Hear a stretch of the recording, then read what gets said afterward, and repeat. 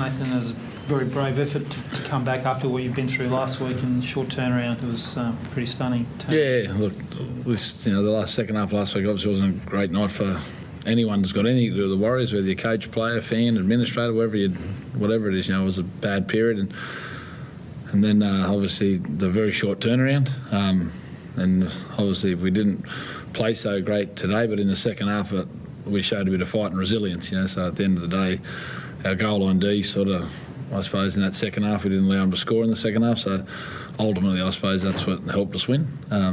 But just it wasn't obviously a great game of footy, and you got to feel for the other mob. They've gone through a tough time with a period of losses, and Stick's a friend of mine. He's a good fella, so I certainly feel for him a bit. It's a tough game sometimes.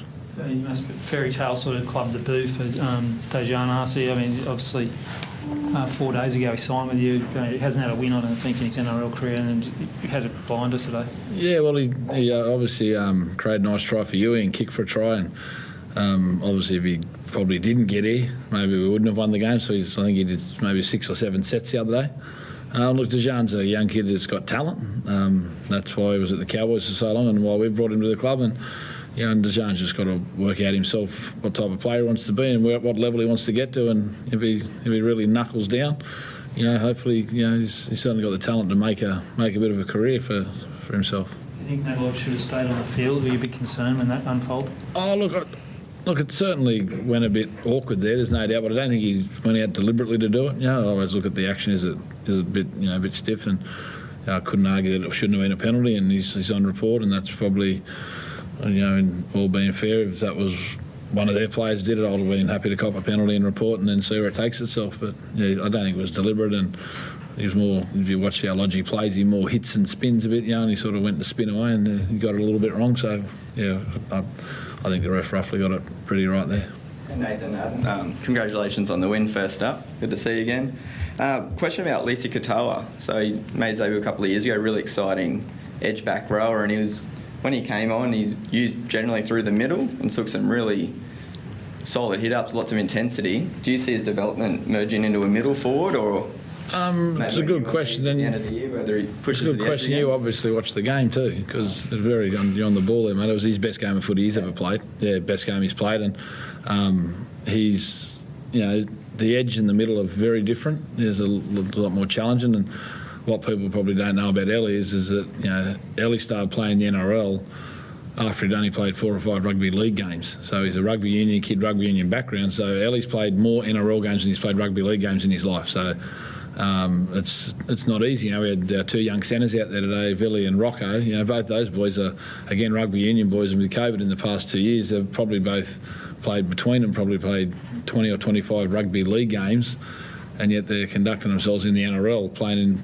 tough positions, So they're learning their trade out in a difficult environment, and that's the same as Ellie, So, we just felt in the shorter term, moving him in the middle is easier for him in the shorter term, and we've seen some players, Felice Kafusi, for example, started in the middle and went to the edge. The edge is a little bit more difficult, more decisions, and the middle's a little easier, but it was Ellie's best game of rugby league he's played today, since I've been here, it's by far his best game he's played. It was definitely noticeable, and talking about the edge as well, Euan Aitken, there was a lot of changes both with the centres and wings compared to the lineup before the game, a lot of substitutions. Euan Aitken was the one constant throughout the whole game. What does he bring to the squad overall, besides obviously his line running?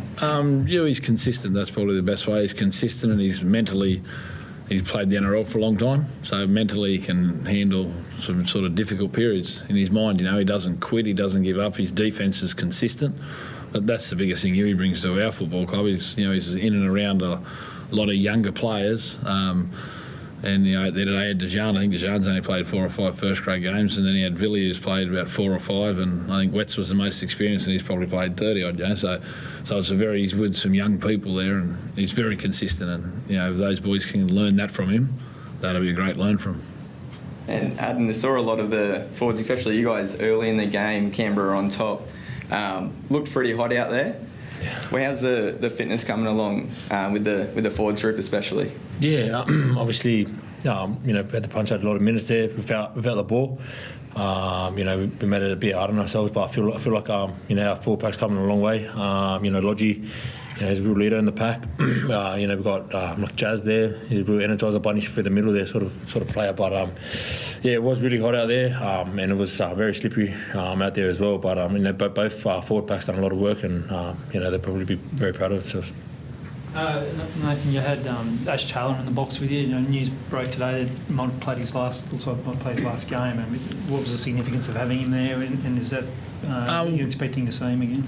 Yeah, look, Ash is obviously had a difficult time with his hip, and his things aren't going great there for him, and without just him playing again's probably the retirement thing's probably that someone's got the mail pretty quick and good. It's probably a pretty fair statement that I don't think Ash will be playing rugby league anymore. But we're trying to make him earn his money and keep him active, so he still comes to the club all the time and does stuff. And so he's going through that process at the moment of probably transitioning from not playing to thinking about what the future looks like. It's sad, he's obviously been, a wonderful talent as well, and had the world at his feet probably there for a long time as well. Yeah, look, we've only got to know Ash in the past sort of short time, and everyone's enjoyed having him around the footy club, and he worked pretty good in the pre-season to get himself probably in better shape than he's probably been in for a while, and unfortunately in amongst that he's had hip trouble and things didn't work out well. But look, he's certainly someone you'd hate to see lost to the game. He's got a good footy brain, and he like a lot of the young Indigenous boys, they love their footy, don't they? That's why they'll play any day of the week they could, So hopefully there's some sort of format for Ash going forward where he can stay involved in the game in some way. Would that be the Warriors? Are you planning that? Oh, look, well, we're moving back to New Zealand, and Ash is probably from Queensland, but hopefully there's something in the area in the game somewhere in the Queensland area Ash could stay involved, because he does love footy, and as I said, he's a very smart bloke, so we'll certainly keep him involved and keep him active with us and keep him ticking over in the shorter term. But obviously when we move back, then Ash will be looking to transition to something different, I'd imagine. You've got four pretty good halves now with Tavita,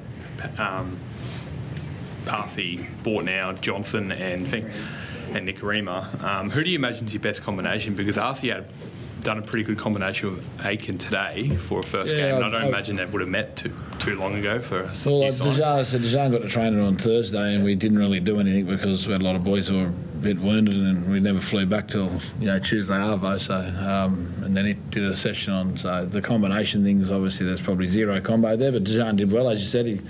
He created a couple of tries for us, which was we needed.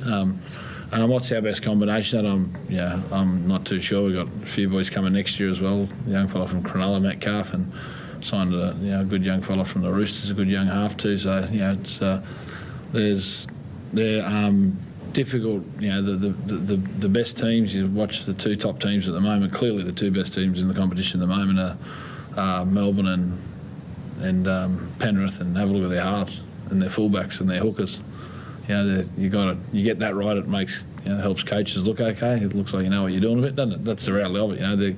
The Parramatta's, Parramatta's got the fullback, the half, the 5'8" and hooker going really well. They'd probably be the third pick at the moment for me. When I'm watching the footy, in my opinion, people might disagree with me, but you need to get those positions right, and you get them right and have some competition. Then it's great for your football club. Just finally, Nathan, Johnson, clutch play master. I mean, he's done that twice for you. Probably was outshone by his younger teammate in the halves. But I mean, when the game's on the line, he knows how to win it. He got the part right.